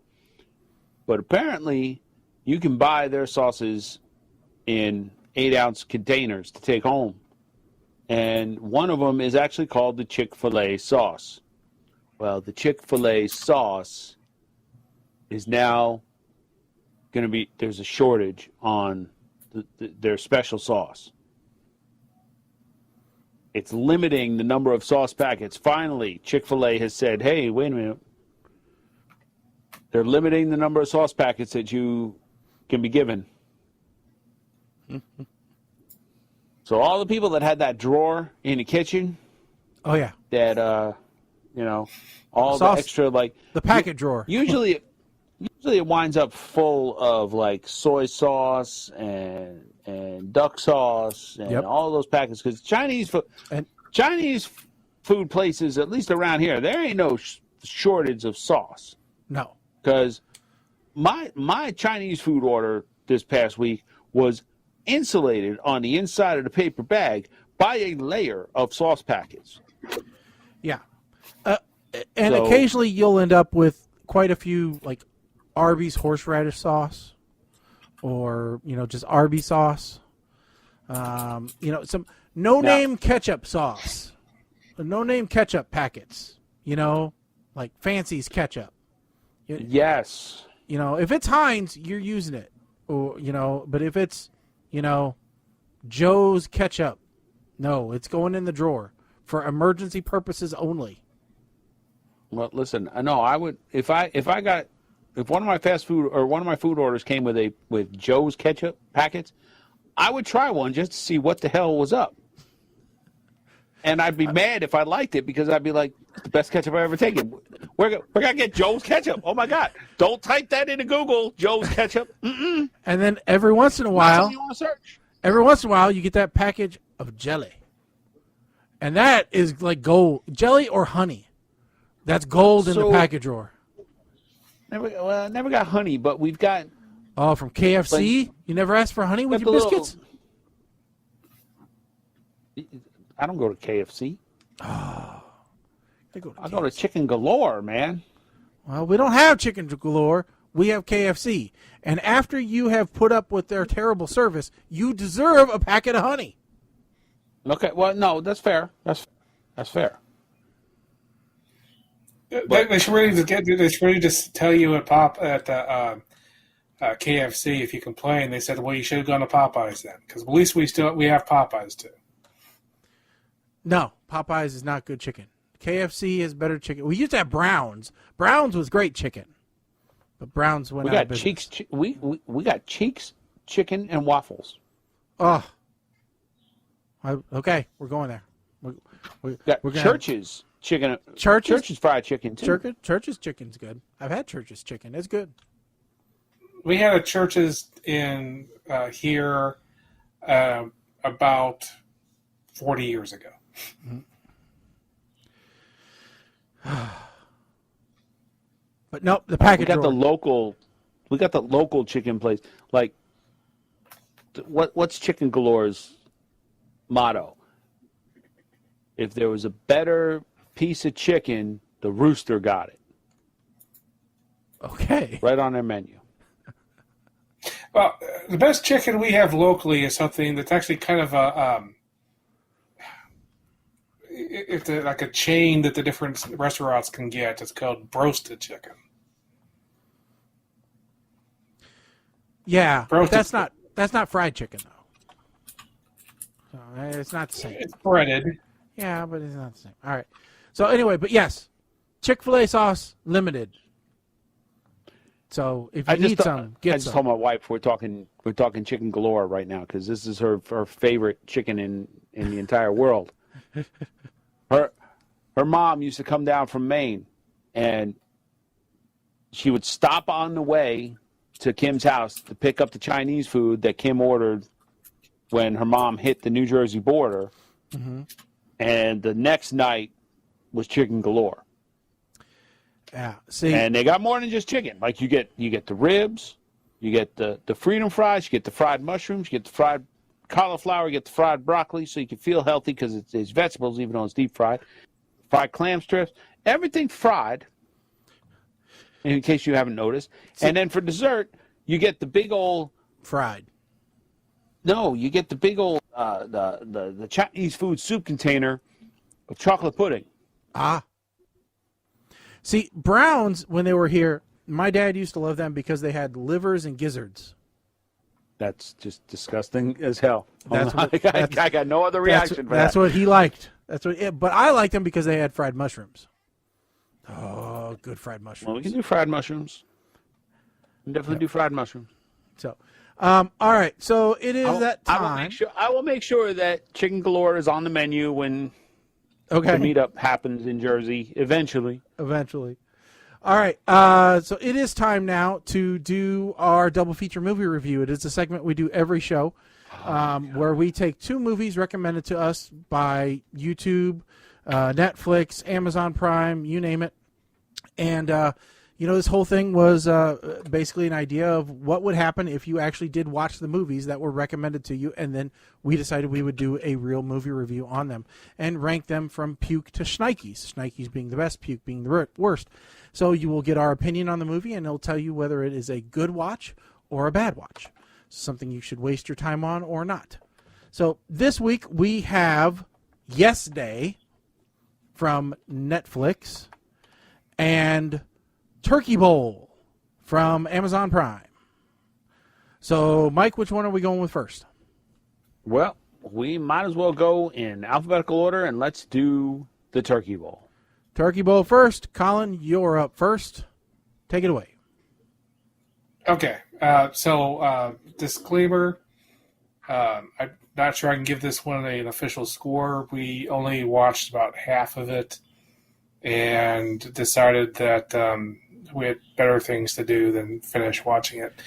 I can say, so several weeks ago we watched a Robin Williams movie, which apparently was one of Mike's movies that he really liked, which had a man who tricked his entire town into replaying a high school football game.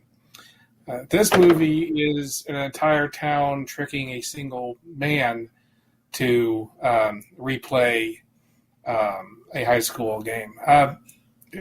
Here's the problem I have with this movie. So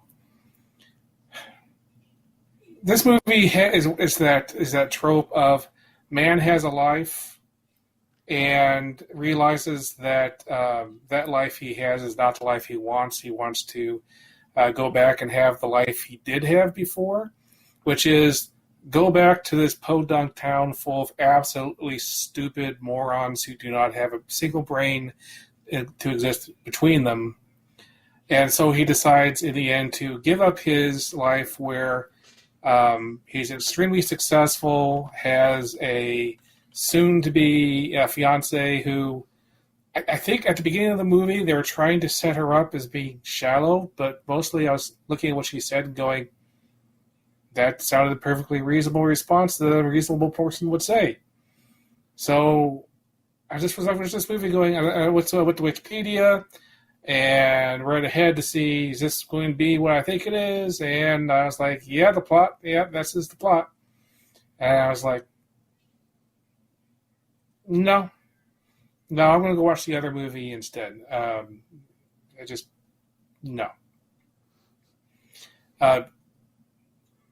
To me, at least, I'm going to give it an unofficial. I'm not going to give it a puke. Close, whatever. Puke plus 1 is my unofficial score, but like I said, I did not actually finish the movie. Okay, so I think that's a verb. I would agree. That is a verb. Okay, Mike, you're up next. Okay. So, Turkey Bowl starts off with a guy getting a phone call about best friend dying, or his best friend from back in the day dying. Right off the bat, I'm betting a nickel that Mitchell didn't die. Boom. Give me a nickel. I'm a half hour into this, and I swear to God, this is literally a dollar store version of The Best of Times, which I frickin' called when this movie came up during the random number pick last show. 45 minutes into this movie. You know this is not a good sign. Anybody who has listened to us do these reviews before knows that if I'm giving you time cues, not a good sign. 45 minutes in it, and I am searching my desk for that rusty pocket knife that I was restoring so I could stab my freaking eyes out. We're an hour in. This team's starting to look a little better. We see where 90% of this movie's budget went to, and that's licensing for the Smash Mouth super hit All-Star. I'm going to be straight up here. There was not a single thing about this movie that I liked.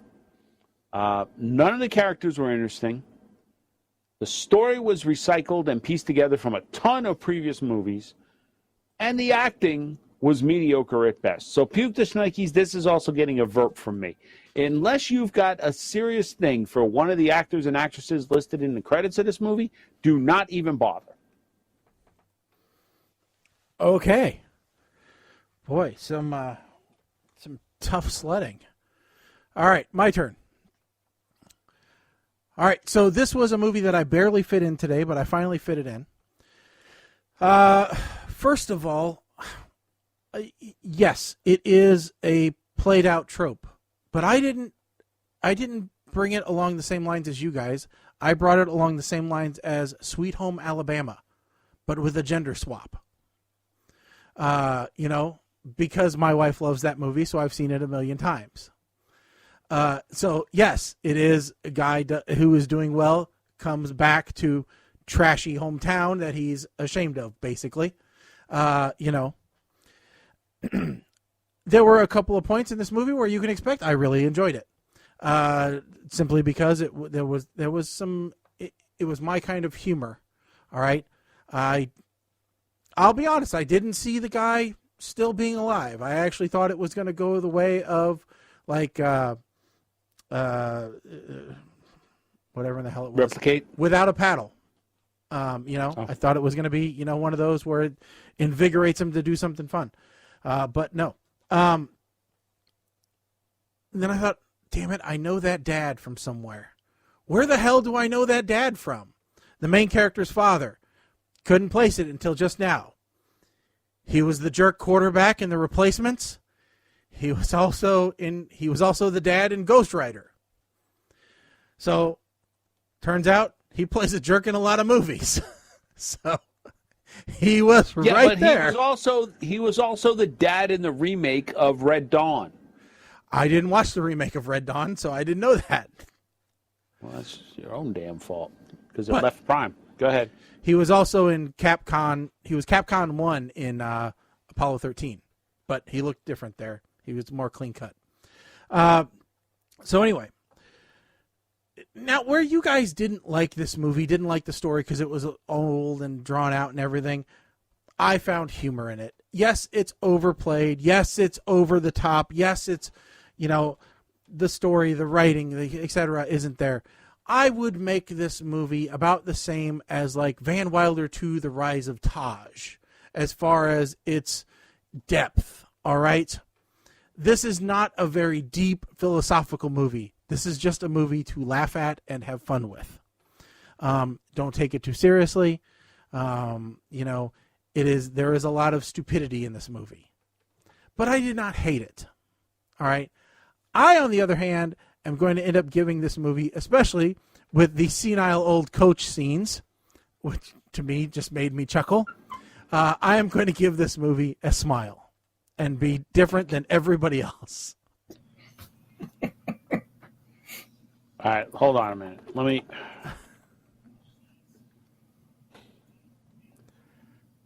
I don't want to make an assumption, so that's why I'm asking this question. Mm-hmm.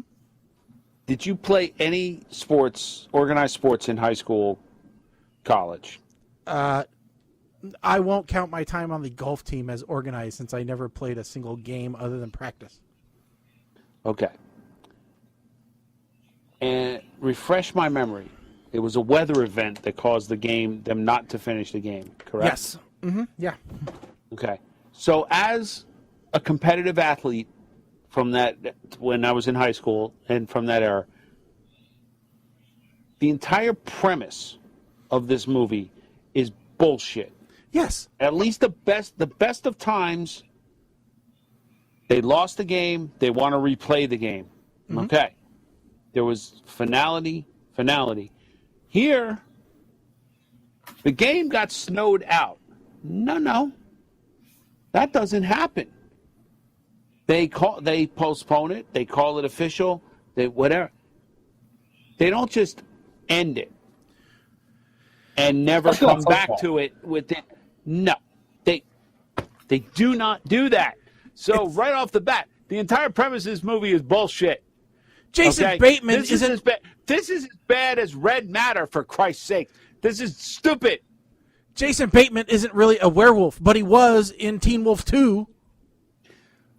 Teen Wolf 2 was an abomination that should never be spoken of again by anyone on the face of this planet. And the only reason they made him a boxer was because then they only had to buy shorts and a tank top for a bunch of people, not a bunch of football uniforms. Mike, I'll tell you, this movie made me feel better about that Best of Times movie. Because it at least made sense. They lost the game.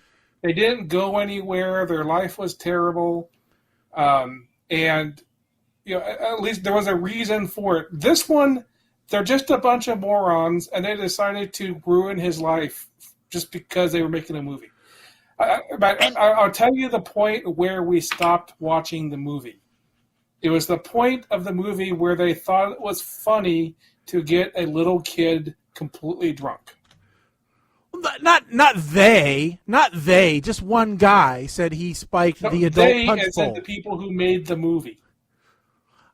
They just made a little girl pass out. The plot point was stupid. It wasn't a plot point. It was a side gag. Okay, listen. No, listen. Okay. Who doesn't like an 8-year-old passed out? The quarterback, okay? The quarterback played Candy Andy in Two Broke Girls for a couple of seasons. So he had a career. He was the husband in Bad Santa 2. He was Christina Hendricks' husband. So he kind of had a career. The dude that faked his death was not only the father of the children in the show Mom, but he played Badger in Breaking Bad. Yeah. Pretty much everybody in this film who had a speaking part had some kind of career. What the hell was this movie? There's no reason this movie should have been made. The only bigger insult here was if you told me it was fun to buy a Kickstarter. Well, don't forget, he was also in NCIS for about 4 years. Who? The guy who played Matt Jones. The guy who faked his death. That was a side character. Was he? He was in a full-time character. He just showed up a couple times. Okay, But well, he was in occasional. He wasn't six times over 4 years. Yeah. Let's move on to the... Okay, the next one is Yes Day. Yes Day. Yes Day. A family comedy, I will call it. Colin, you're up first again. Yes, so this is definitely the cleanest movie we've watched in a long time. Standard family movie where, parents and kids aren't getting along, and they come up with a scenario. In this case, it's a pretty simple scenario of creating a yes day where the parents are saying no all the time. They're in this rut basically of saying no to everything the kids want to do. So they get a yes day that they have to earn, where the kids they have a budget. They can't do anything that's not safe, which the movie kind of violates a couple times. But okay. In the end, I'm not spoiling anything to say. In the end, some of the relationships are fixed, and people are. I won't say everything is hunky-dory and everything's fixed at the end, but enough is fixed that you feel pretty good about the family. It's a simple movie. If you're wanting something to watch as a family, you could definitely do much worse. I'm going to. It's not amazing. It's not Schneikes, but I'll give it a big smile. All right. And Mike, you're next. Okay. All right. Okay, I didn't mute myself. Okay. Full-on admission here. Jennifer Gardner has been my celebrity crush since Alias.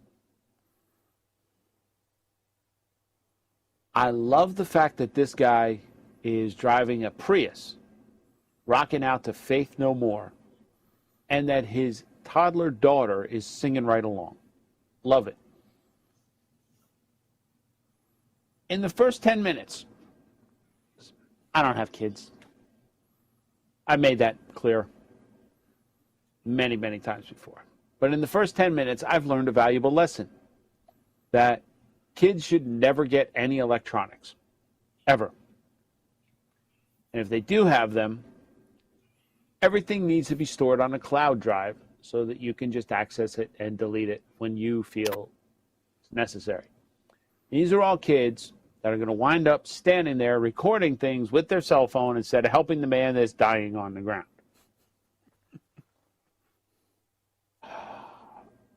So there's a scene where they're doing the Yes Day and they go to the ice cream parlor.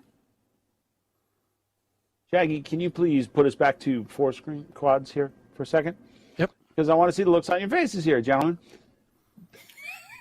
As the second course for the New Jersey trip, or the course when we're out in Illinois, one of the meals, if we found a place that had such an ice cream challenge of 1 hour and we have to eat every single thing on the plate, do you think that the three of us could complete that challenge? Without a question. There actually is a breakfast place here where they serve you pancakes the size of pizzas. And if you can eat all 3 of them, your meal's free and you get a T-shirt. And that's per person? Yes. Okay. Yeah, definitely per person. That's a lot of pancakes. Okay, you can go back. Thank you. And then they have this thing, this water balloon thing, this water balloon fight thing, which is kind of like paintball, but instead of a paintball gun, you're throwing water balloons, and it's kind of confusing to me at first because it seems like people are getting hit and getting sprayed, and I don't know who's actually out and who's not. So I do kind of feel like we should do this at the host retreat next year, but I don't know. Because fledgling, leave them on the ground unless they're in imminent danger from, like, I don't know, a cat.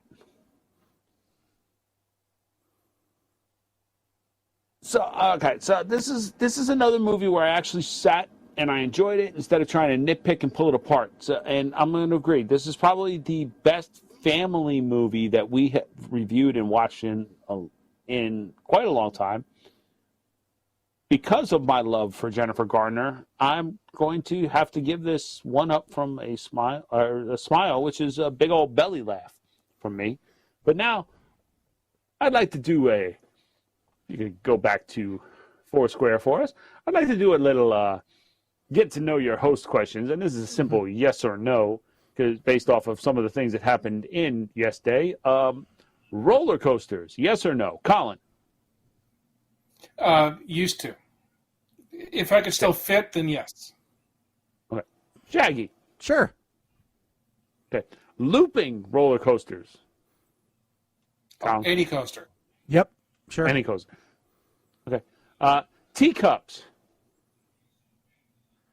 I'm cool. Spinning boring. Yeah. Okay. HER concerts? Fun to people watch. Don't know how much I'd enjoy it personally, other than looking at all the drugged out wackadoos. Okay. Colin? Oh, Colin at a rave would be hilarious. Yeah. I want to send him. And the last one I want to send him in a Well- pink T-shirt and like green hair with like some some lights around him. Can I say? I'd be more happier probably going to an HER concert than going to HER trying to act. Okay. Her acting was not all that. And finally, foam party. Foam party. Oh boy, there's a lot of cleanup involved there, but I'm up for it. What the hell? Well, As long this is as not my there's- house. As long as there's booze. Yeah, not at our house. Just we were going to attend a foam party. Okay. Yeah. All right. What about foam party at an HER concert? Okay. I'm pretty easy. Okay. As long as I don't have to clean it up, I'm up for a lot of fun. All right. So yeah, I guess I go next. Yeah. Yep. Oops. Wrong No, one. not me. works. No, I want you to go next. You go again. No, I'll go. All right. All right. So yesterday, my wife and I watched this, and she stayed awake the whole time. So that's a good note right away. It is a good family movie, right? But I couldn't help. She goes, "Who is that mom? We know that woman. Who is she?" So I had to look it up because I could not get the name to come into my head. I'm like, I know who's. I'm like, she was Electra. She was. I'm like, I was kept naming. I'm like, she was in Butter. I'm like, who the hell is she? And so I finally go, oh, she's Jennifer Garner. Okay, you know, I'm like, yeah, that's who she is. But yeah, but then I couldn't not stop thinking about her as the woman from Butter. All right. I don't know why, but I couldn't. But it's a nice show. It is good. It's clean.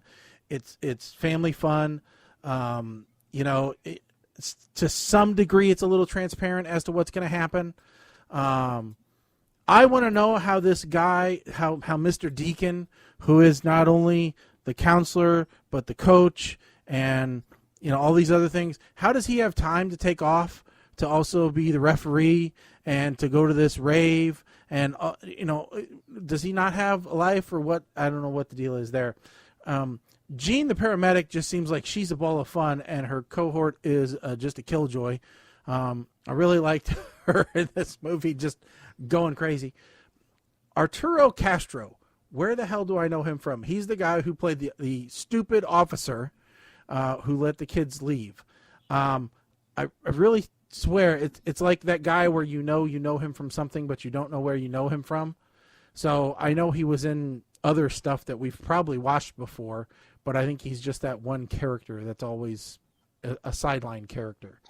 So anyway, good movie, good clean movie. It's only about an hour and a half long, so it's a quick watch. You don't have to worry about language here. Decent fight scenes if you're into that kind of stuff, and it was just it was a good family movie. So I'm gonna give this a belly laugh as well, along with Mike. I think this is a good movie, and if you got kids that are like 12 and over, I think this is probably a good one for them to watch as well. We can actually just make that score across the board. Okay, score across the board. Keep track of where all the different scores are up there. My biggest concern with letting kids watch this is they're going to get the idea that it raises the bar. That's all I'm kind of saying. Preface it by saying, "Ain't no way in hell we're doing this." So this is a good movie for grandparents to watch with their grandkids, and then send them back home. Mama Blair points out, and she's talking about Turkey Bowl. About showing a child get drunk. Yeah, I mean, look, there's certain things in a comedy, right? There are certain movies that you kind of expect bad things to happen, right? Like Van Wilder. No, I'm thinking more dramatic, more horrific. Like what was it? Witness, the Jodie Foster movie, right? Uh-huh. Was that Witness? I think where some bad things are going to happen there. But anyway, yeah. All right. So Question: Did either of you watch that half-hour-long YouTube video that I No, I have asked you to not. watch? I have not yet. Oh, yes, I did. And it was, I like the premise.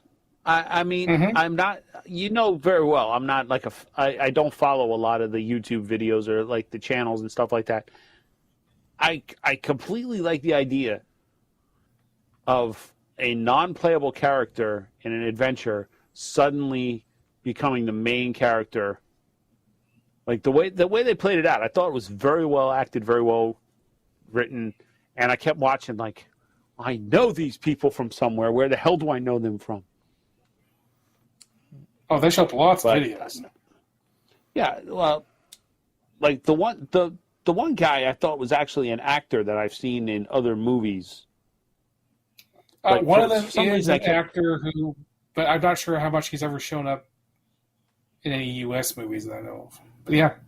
Well, I was actually thinking he was the one father in Babysitter 2 for some reason. I don't know why. The one that was all paranoid about his car. But yeah, I don't know. Next show, Shaggy. I'll make sure to watch it next show. before We'll talk about it a little bit. Yeah, I'll rewatch it as well. It's a good example of how something that was funded by something like Kickstarter and whatever can be good, and it's just it's the standard that if you can't reach at least this, which is basically 3 guys in New Zealand, if you can't reach this amount of quality, then just give up. Yeah. Or Iron Sky 2. Yeah. Yeah. Which, by the way, so people know, we have picked out the movies for the next show, which will be next week. It will be Monday. Yes, we'll be back on schedule. Yep, we'll be back on schedule, and the movies for next show are, as soon as the sheet comes up here, it is... So on Netflix, it is Mr. Right, starring Sam Rockwell and Anna Kendrick. Yep. And then and on YouTube... It's a show called Making Babies. YouTube video, God. Yep. God. Well, it's only an hour and 26 minutes. Call it starring Eliza Coupe and Steve Howie. Steve Howie, possibly best known as the son-in-law on Reba. And Ed Begley Jr. is also in it. Which I watched it. Ed Begley Jr. is perhaps the most unnerving, disturbing part of my cinematic experience with this movie. Okay. Which just is a testimony to how good of an actor Ed Begley Jr. is. All right. Well, that's what we have to look forward to for the next show. So, anything else we need to cover before we sign off for the night? Nope. See y'all next week. I don't think so. All right. I want to thank everybody for tuning in. Don't forget, you can check out the show. PTRradio.com is the website. You can also follow us on social media at PTR Radio on Facebook, Twitter, Instagram, and Twitch. Don't forget to tell all your friends about us. That's the only way that we get any, advertising or we grow our audience is by you spreading the word about the show. As you can tell by tonight's topics, we talk about a little bit of everything. So if you want to get in touch with the show, just send us a message on social media. Maybe it'll be something that'll make its way onto the white sheet and we'll totally ignore it for the next show. Or maybe it'll be talked about. You just never know what's going to, fiddle our fancy. So, until then, everybody just stay safe, stay healthy, and stay sane in today's weird and wacky world. But that's it for this show. Like I said, we'll be back on Monday. That'll be the 7th of June for another 2 hours, another 2 movies, and another couple links and wild tangents. So with that said, I'm Shaggy. I'm Colin. I'm Mike the 8 Man. Rest in peace, Nacho Supreme. Stick a fork in us, folks. We are done. Later.